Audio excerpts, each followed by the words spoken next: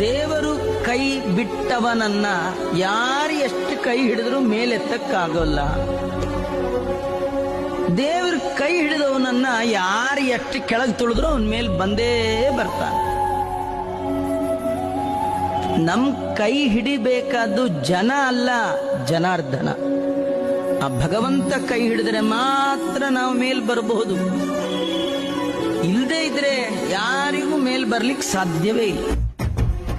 ಶ್ರೀ ಆಂಜನೇಯಂ ಪ್ರಸನ್ನಾಂಜನೇಯಂ ಶ್ರೀರಾಮದೂತಂ ಮಹಾಕಾಯ ವೀರಂ ಪ್ರಳಯವೇ ನಡೆಯಲಿ ಅಸುರರ ಎದುರಿಸುವ ಗಗನ ವಿಚರುಗ